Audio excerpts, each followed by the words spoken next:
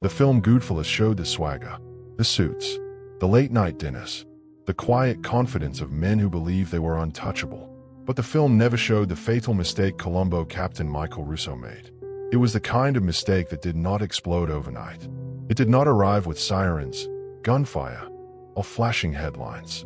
Instead, it unfolded slowly, inside the rigid and unforgiving world of New York's mafia families, where power depended on discipline, loyalty, and above all, restraint.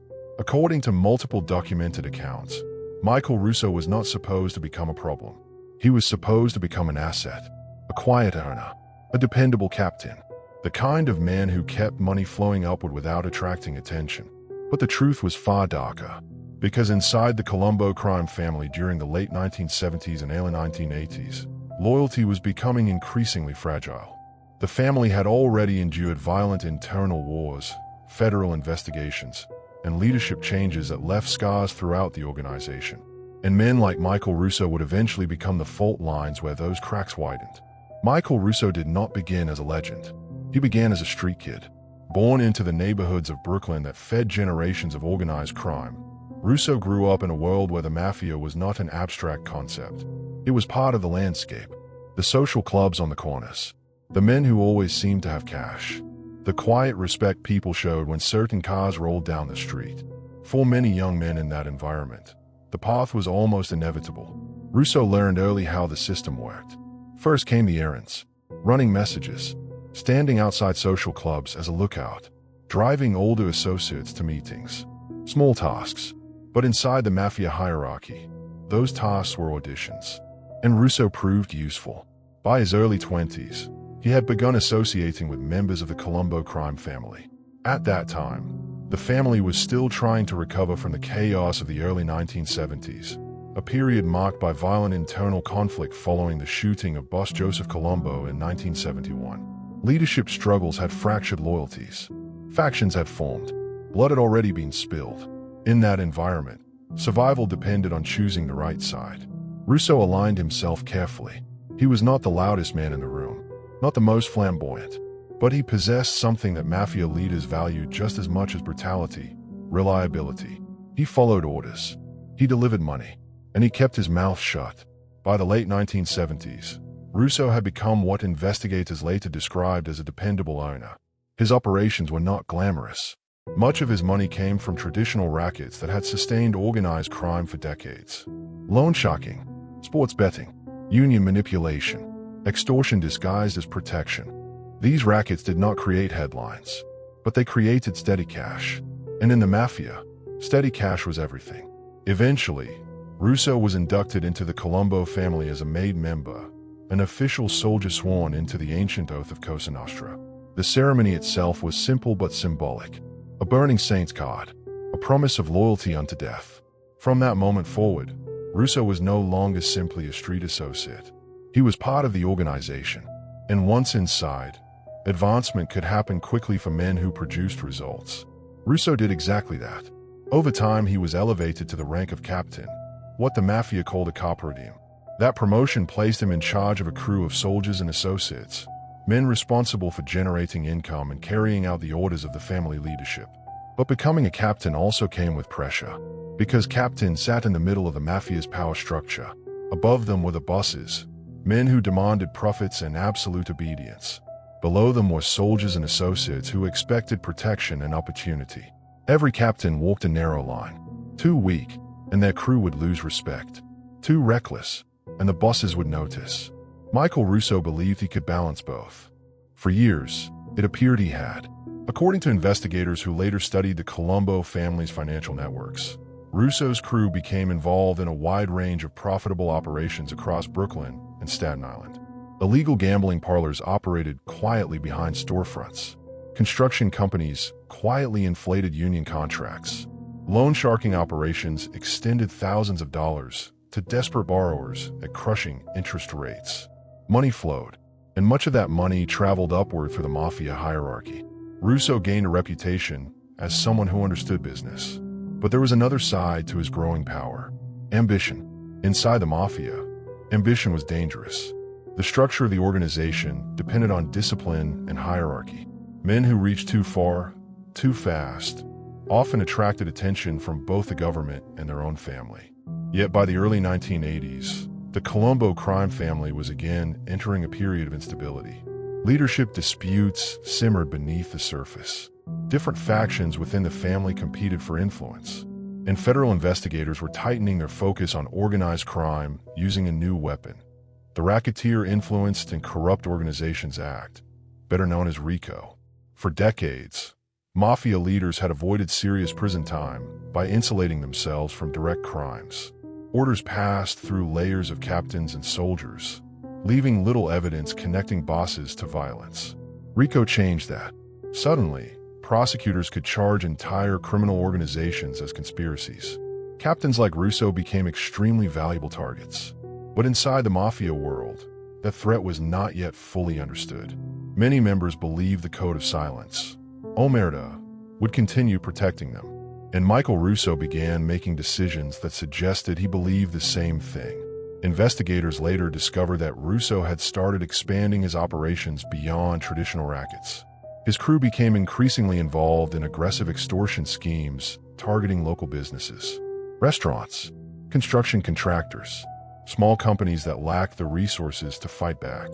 The money increased, but so did the risks, because extortion required intimidation, and intimidation left witnesses. Still, Russo continued. Some accounts suggest that the growing instability inside the Colombo family pushed captains like Russo to expand their operations aggressively. When leadership was uncertain, power often came down to who controlled the most money and the most loyal men. Russo wanted both. His crew grew larger. His influence expanded. But beneath the surface, tensions inside the Colombo organization were quietly intensifying. Rivalries between factions were growing sharper. Old grudges resurfaced, and federal investigators were beginning to map the entire structure of the family. Wiretaps, informants, financial records. Slowly, patiently, the government was building cases. At first, Russo remained confident. According to multiple law enforcement sources, he believed the mafia's traditional safeguards would protect him.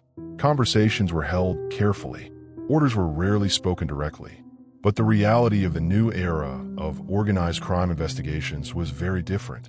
Technology had improved, surveillance had expanded, and prosecutors were learning how to dismantle entire criminal organizations piece by piece. Still, Russo continued operating as though the old rules still applied. Then, sometime in the mid-1980s, a situation emerged that would test his judgment more than anything before. A dispute. At first it appeared routine. A business owner refusing to pay, an associate demanding permission to escalate the pressure. Inside mafia culture, these situations happen constantly.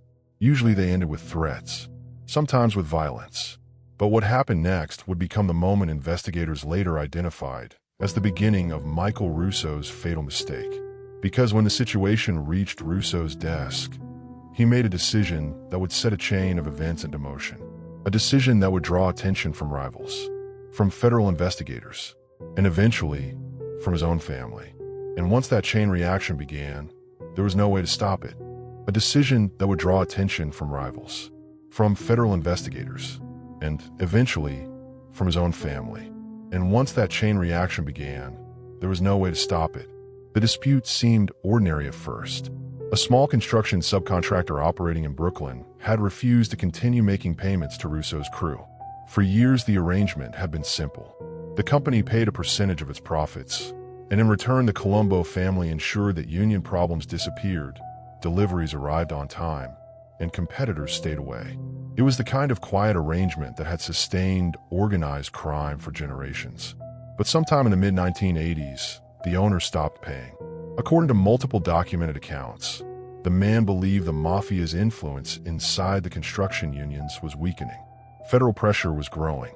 Union leaders were being arrested. Contractors were beginning to believe they might survive without organized crime protection. For captains like Michael Russo, that kind of defiance was dangerous. If one business owner refused to pay and survived, others would follow. The system depended on fear, and fear had to be maintained. When Russo's associates first reported the problem, he responded with the usual steps: threatening phone calls, Visits from intimidating men who sat silently across from the contractor's desk. Still, the payments did not resume. The situation quickly escalated. Members of Russo's crew began vandalizing construction equipment at the company's job sites. Trucks were damaged. Tools disappeared overnight. Workers arrived in the morning to find machinery sabotaged, but the contractor still refused. Investigators later discovered that the man had quietly begun cooperating with law enforcement. Federal agents had advised him to continue refusing payment while they monitored the response from Russo's crew. The government was waiting to see how far the intimidation would go. For several weeks, Russo attempted to handle the problem without attracting serious attention. Violence inside construction rackets was supposed to remain limited. Too much bloodshed brought investigators and newspaper headlines. But the pressure inside his crew was growing. Younger associates believed the contractor needed to be made an example. They argued that if the man walked away unharmed, every other business owner would eventually stop paying as well. Russo listened, and that was where the fatal miscalculation began. Inside the MAFIA hierarchy, captains had authority over their crews, but certain actions required approval from higher leadership.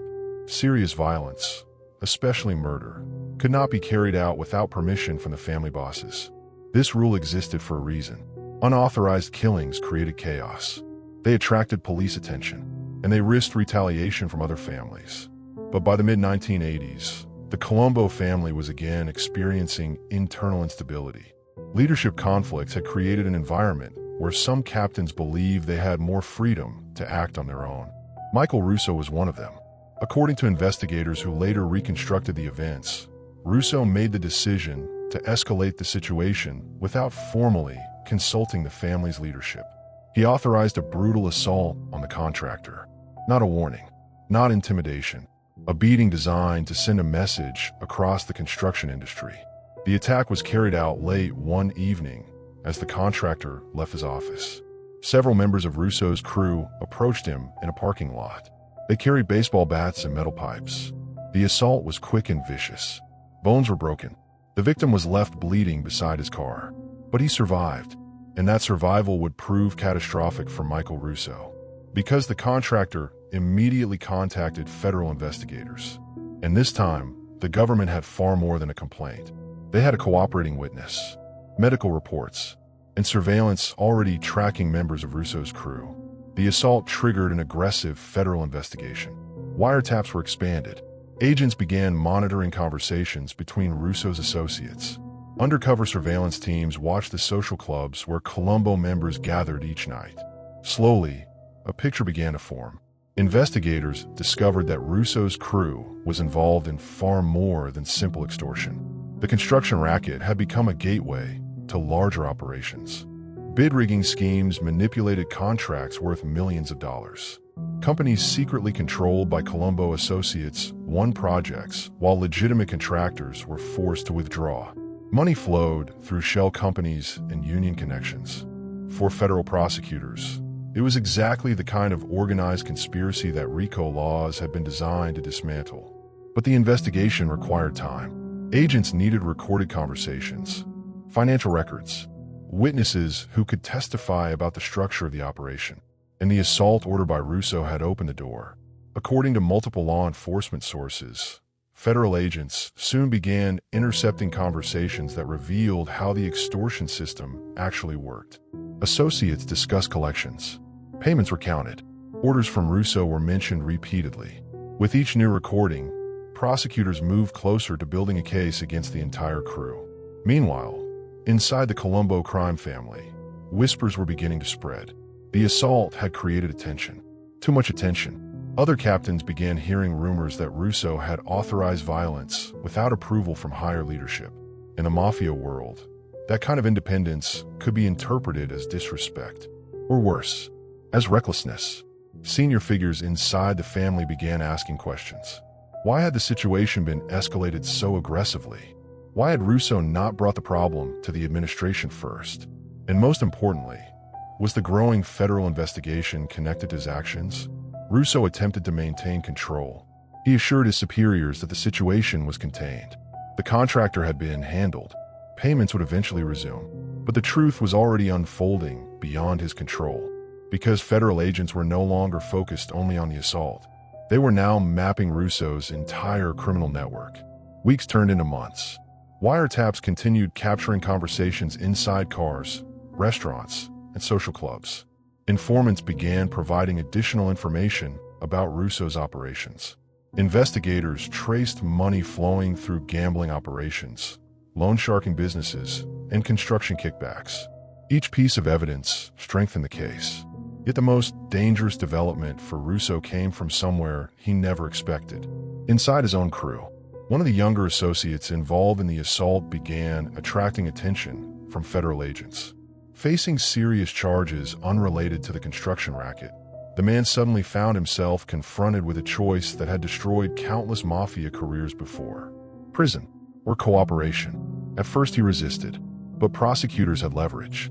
Years of potential prison time, financial pressure, family members under scrutiny. Eventually, the associate agreed to talk. Investigators later described the moment as a turning point in the entire case.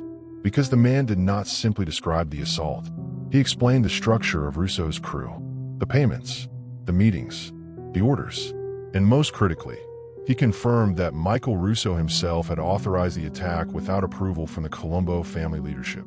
Inside the mafia world, that detail was explosive. Not only did it strengthen the federal case, it also placed Russo in violation of the organization's internal rules.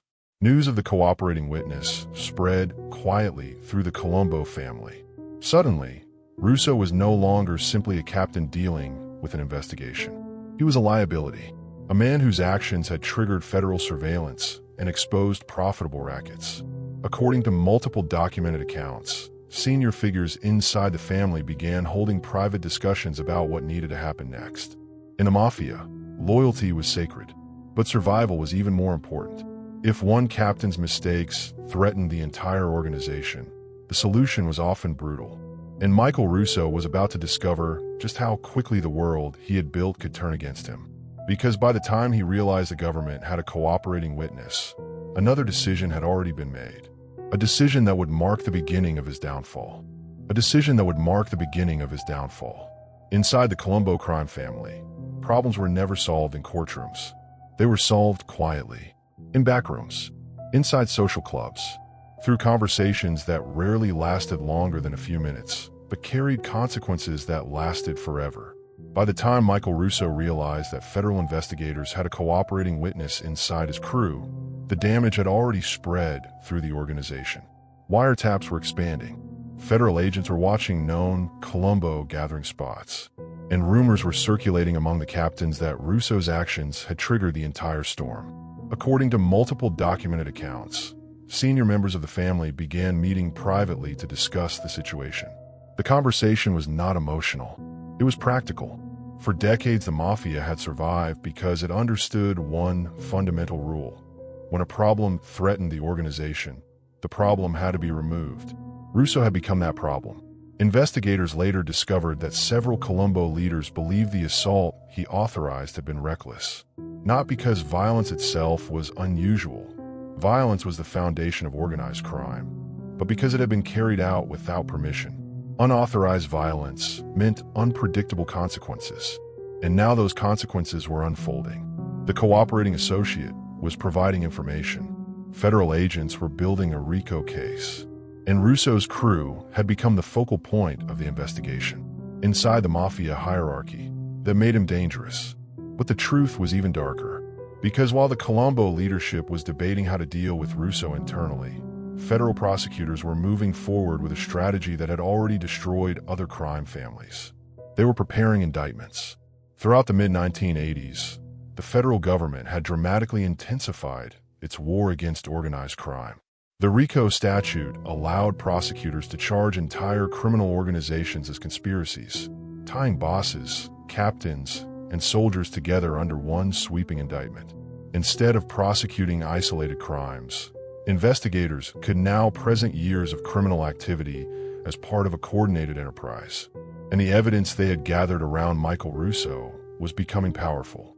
Recorded conversations, financial records, witness testimony.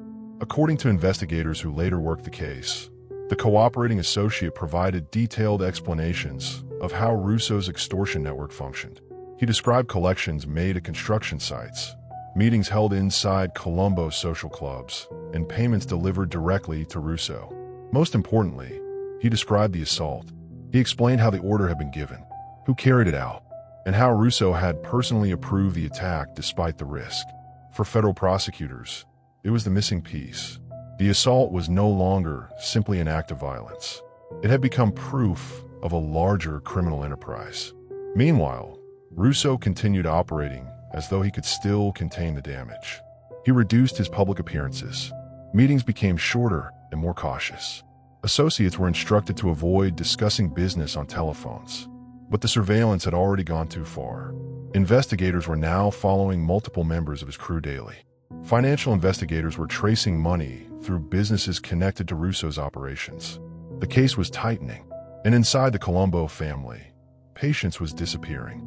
According to multiple law enforcement sources, certain senior members believed that eliminating Russo might limit the damage. If he disappeared, they hoped the government's case might weaken before indictments were finalized. But the Mafia of the 1980s was not the same organization that had ruled the streets decades earlier. Federal surveillance was constant, and removing a captain under investigation could attract even more attention. The family hesitated. That hesitation would prove critical, because while the Mafia debated its next move, federal prosecutors acted first. Early one morning, coordinated arrests began across New York. FBI agents executed search warrants at homes, businesses, and social clubs linked to the Colombo crime family. Doors were forced open. Documents were seized. Men who had believed themselves protected by secrecy were suddenly surrounded by agents carrying federal warrants. Michael Russo was among them. According to investigators present during the arrest, Russo appeared stunned. For years, he had operated under the assumption that the traditional Mafia code of silence would shield him from the worst consequences. But the case against him was already built. The indictment charged him and several members of his crew with multiple counts under the RICO statute: extortion, conspiracy, assault, loan sharking, illegal gambling. The charges painted a detailed portrait of an organized criminal enterprise operating across Brooklyn's construction industry, and Russo stood at the center of it. As the case moved toward trial, the full weight of the federal investigation became clear. Prosecutors presented recordings captured during months of wiretaps. Financial experts explained how money had moved through shell companies and union connections. But the most damaging testimony came from the cooperating associate. On the witness stand, he described Russo's crew in precise detail. He explained the hierarchy, the collections, and the moment when Russo had authorized the assault that triggered the investigation. According to court records, the testimony was devastating. For the first time, the internal structure of Russo's operation was being described publicly, under oath, in front of a jury. The code of omerta had been broken. Inside the Colombo crime family, the message was unmistakable. Michael Russo had become a cautionary example. The man who once commanded a crew generating thousands of dollars each week now sat at the defense table while prosecutors dismantled his empire piece by piece. The trial stretched on for weeks. Defense attorneys attempted to challenge the credibility of the cooperating witness. They argued that the government had pressured him into fabricating testimony, but the recordings told their own story. Jurors heard voices discussing collections, threats, and payments. Investigators explained how the conversations connected directly to the assault and the broader extortion network. Slowly, the outcome became inevitable. When the verdict finally arrived, it confirmed what investigators have been building toward for years. Michael Russo was convicted. The sentence that followed effectively ended his power within the Mafia world. Years of federal imprisonment awaited him, removing him permanently from the organization he had spent his life serving. But the consequences extended beyond one man. The investigation into Russo's crew had exposed critical parts of the Colombo family's operations. Federal prosecutors used the evidence to pursue additional cases, weakening the family's influence across several rackets. What had begun as a simple dispute with a contractor had ultimately triggered a far wider collapse. And investigators later concluded that the turning point had been the decision Russo made in that moment of pressure. The film Goodfellas never showed that side of organized crime. It showed the glamour, the expensive suits, the confidence of men who believed the system would protect them. But the truth was far darker, because inside the mafia world, power depended on discipline and restraint. A single reckless decision could unravel years of carefully constructed control. Michael Russo had spent decades climbing the hierarchy of the Colombo crime family. Yet in the end, his downfall did not come from a rival gang, a dramatic shootout, or a betrayal worthy of Hollywood. It came from something far more ordinary. One decision, one act of violence carried out without permission.